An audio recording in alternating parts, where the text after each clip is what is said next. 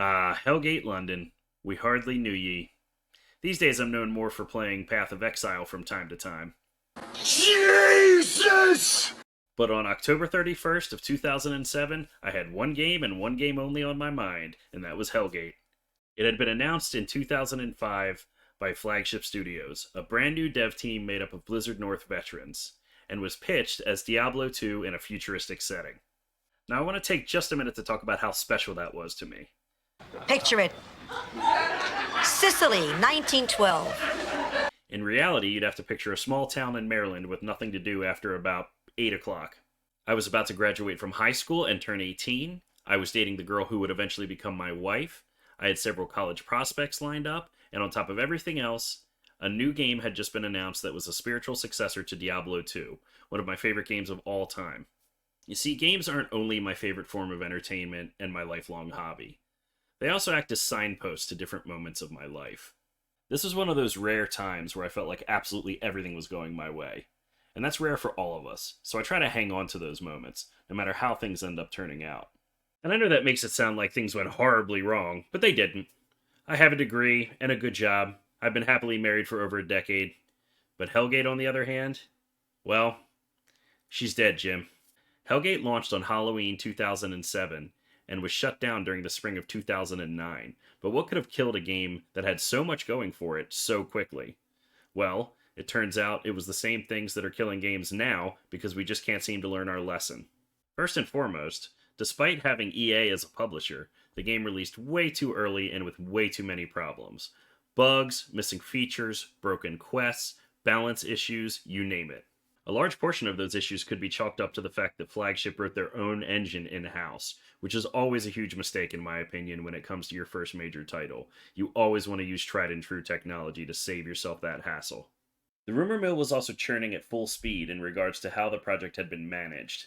I heard whispers about mismanaged resources and wasted time, including an Xbox port which was never intended to even see the light of day, so I don't know why anybody would have spent time on it. There were also some issues with the subscription model. Hellgate was meant to be part MMO, so you could pay a monthly fee and get access to any expansions that were released in the future. Or, if you had pre-ordered the collector's edition, you never had to pay a subscription, you just got access to everything. Now that didn't really work because a lot of people didn't pay for the subscription, A, because they had bought the collector's edition, and B, because the game had released in such a horrid state. There were also some strange design decisions, some out-of-place humor, some oddball quests, and things like the stat system, which seemed to be overly punishing when it came to equipping gear. Yet despite all of these problems, and more that I haven't mentioned, like the procedural generation system, the game has always stuck with me, and there are things that I really love about it. Things like the design of the three major player factions. The Templar, the melee fighters who wear heavy armor and look like knights of old. The Hunters, all former military who wear tactical gear and call in airstrikes and have drones. And the Kabbalists, who are part demon and are the casters of the group. I also really like the loot system, because what's an action RPG without loot? The pool of affixes for gear, the rarity system, the way you modded your weapons, I thought it was all handled really well.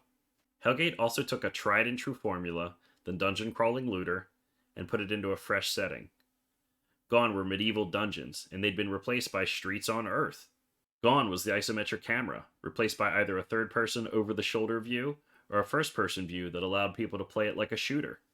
It also had some nifty contextual menus that allowed you to examine items, break them down, sell them, or transfer them to your stash. Ultimately, though, the good wasn't enough to outweigh the bad, and as I mentioned, Hellgate shut down in spring of 2009. But what happened after that? Well, in 2010, Hanbitsoft, a Korean publisher, acquired the rights to Hellgate London, jammed a bunch of Korean MMO elements into the game, and re-released it in North America and Europe. And so Hellgate limped on for a few more years on life support, until the servers slowly got shut down one by one, the last one going dark in Japan in 2016. There was one last gasp of life in 2018 when Hanbitsoft released a single-player client on Steam, containing all the game's content and removing the cash shop, and that's what I used to record the footage for this video. There's also a community-supported modded server called London 2038, but that's it. So what are we left with here? It's an old story. A game with a lot of potential and some good ideas, squandered by mismanagement and publisher interference. The IP is now in the hands of a publisher who's unlikely to ever do anything with it. I'd really like Hellgate to have another day in the sun. So much so that when I first got out of college, my first couple of game prototypes were built to be just like Hellgate. But ultimately, I'm afraid Hellgate's going to be one of those IPs that gets locked away forever. I am the Tote Bag. I want to thank you all for joining me today, and I'll see you next time.